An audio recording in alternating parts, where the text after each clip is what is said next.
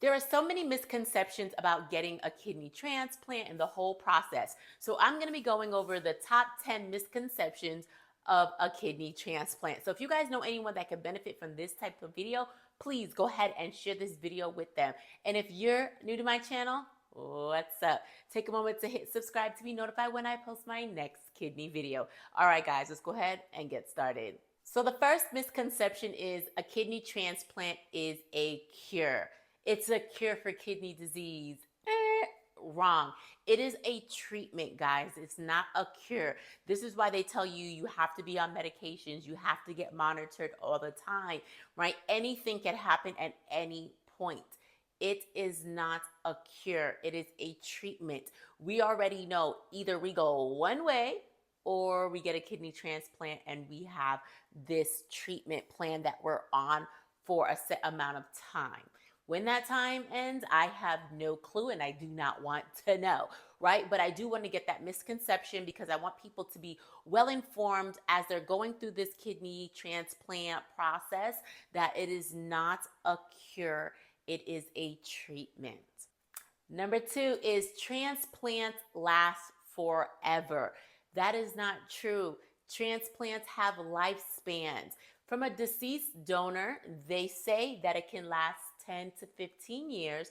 If you get one, like myself, I got one from a living donor, which was my brother, and they say 15 to 20 years. Obviously, guys, everything's going to vary. How you're taking care of your body, are you taking your medications on time? All of this stuff matters, but I want you to be well informed.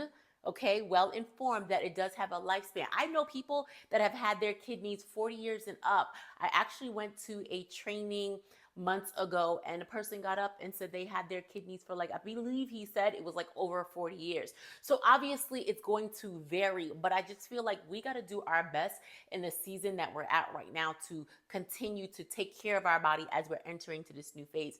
We know what it's like to be connected to machines, and I definitely don't want to go back there, right?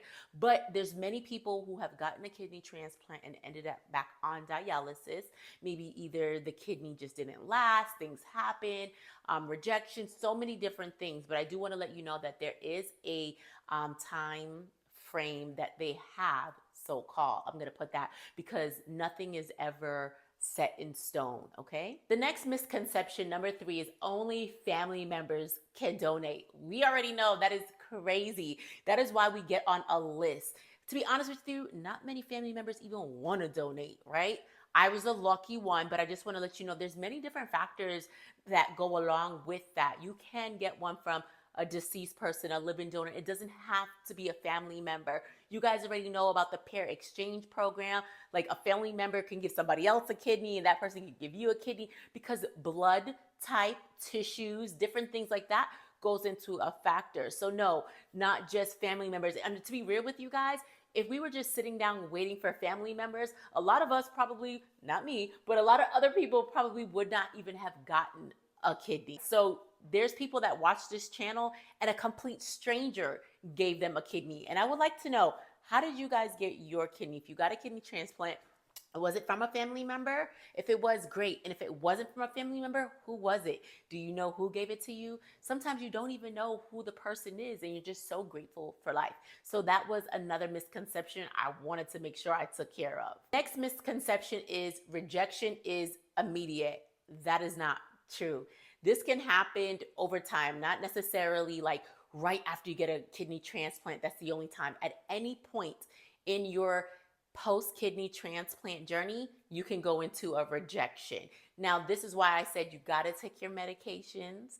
We got to make sure we're taking it on time. We got to make sure we're going to the doctor. We're getting our, physicals done and getting our labs done so we can see all the progress. This is why it's so important. I don't play around with my labs, guys, because I feel like early detection is important. Like if they can catch something in the beginning and they start seeing, this is why I track my stuff myself in the portal. And please, please, please don't just wait for the doctors. Track your stuff yourself, right? You have a portal. Most of you guys should have a portal. Everybody actually should have a portal that they can go into. You can see where your results were a year ago, last month, depending on what stage you're at, because Not as you get further in your journey, you don't do as much labs. But right now, I'm doing labs every 3 months. So we're able to compare where I was then, where I am now. And if we see something going on, we can figure it out. Do I need to hydrate myself?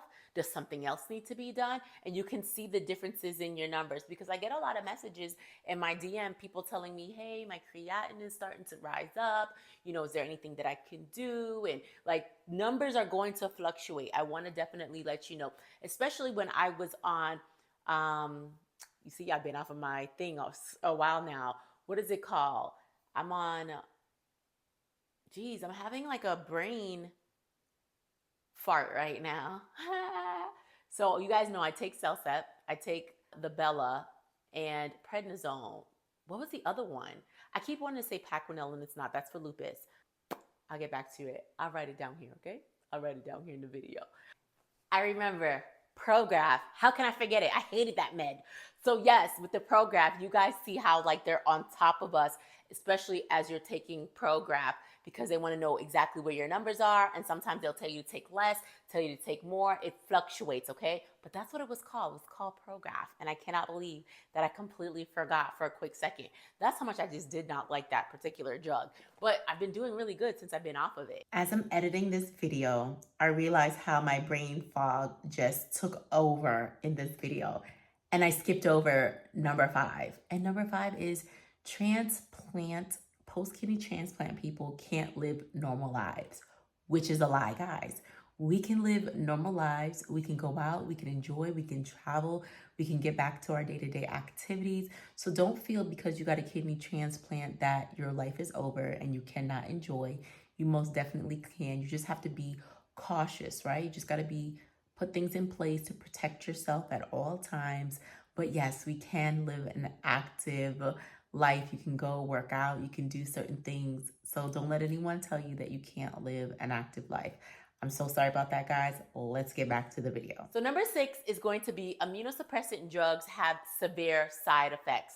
Guys, things have definitely changed. Everybody's body is going to be completely different. So some people are going to have more side effects than others, but I won't necessarily say severe, because I feel like with time and technology, things have definitely changed over the course of the many years that they have been trying to perfect this process for people like ourselves that are going through it. I don't think the medications are as bad as probably they used to be.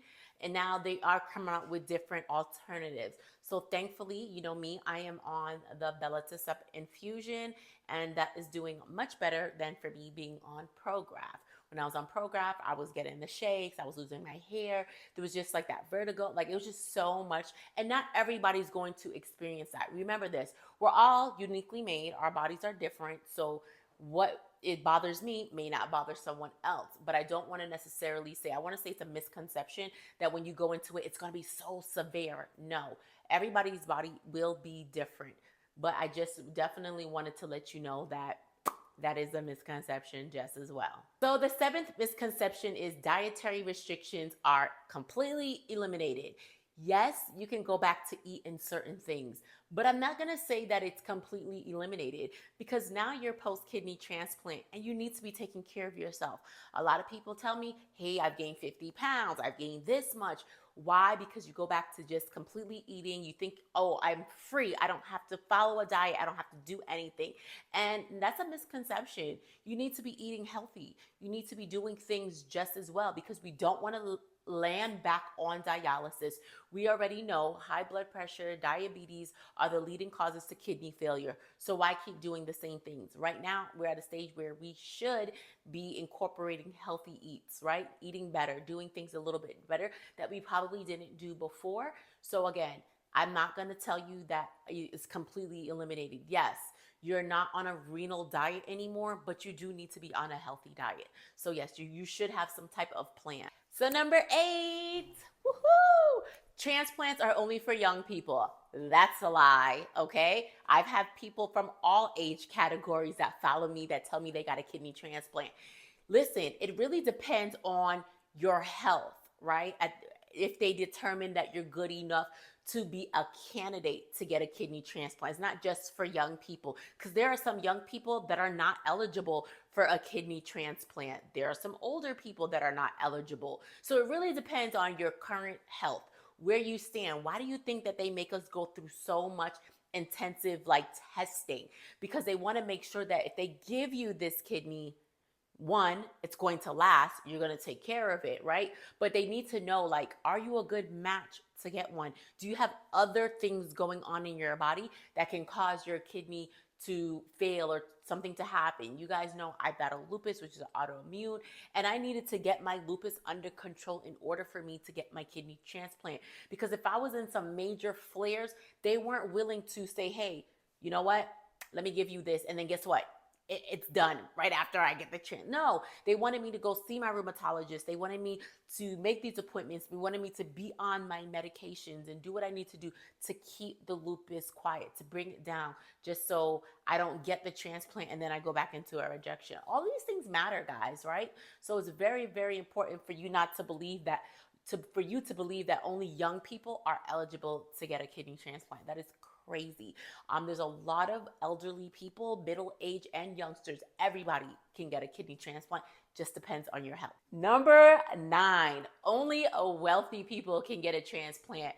That is not true. Now, don't get it wrong. It might be a little bit easier for them to maintain the cost of it, but there are many countries, there are many programs, there are things out there that can help people subsidize the cost of surgery, the cost of medications. You just have to look. You need to be in tune. You need to be one with your social worker, okay? So just because you're not well off doesn't mean that you don't deserve life. Doesn't mean that you don't deserve to get a kidney transplant. Absolutely not.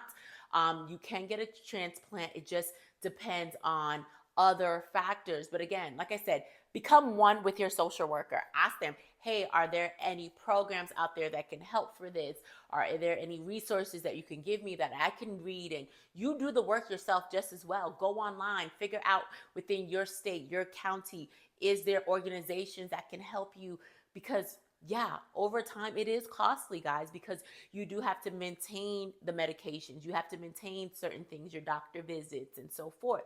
But it doesn't mean that you need to be wealthy, all you need to be a millionaire for you to go ahead and get a kidney transplant. There are help out there, okay? You just need to go out there and you need to seek that help. And the last misconception is the kidney transplant process is quick. Well, we know that is an absolute lie.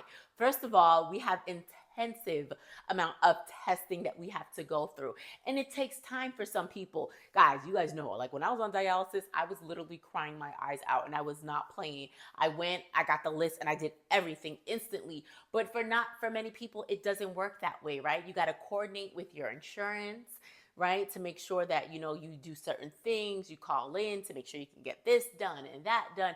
But not only just that, going through the process to get matched with someone can take some time. You may have a family member that says, hey, I want to give you a kidney. So you think automatically that, oh my God, this process is going to be quick and easy. And not necessarily it's like that.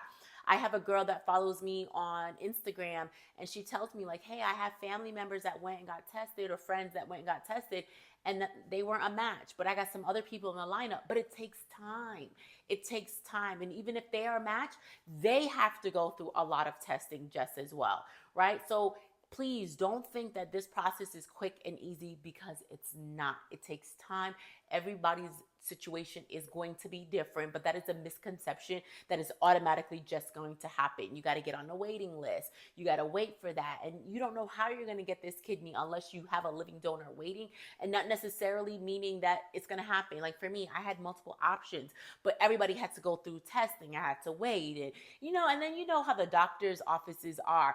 Again, we are a number. I'm not going to sit here and act like we're not. We are a number. So if you want the process to speed up, you're going to have to do your part. You're going to have to call and bug them. And I know they're probably like, yeah, we know. Let them know who you are, okay? You're not just a number. But I don't want you to believe that this process is going to be quick and easy, because it's not.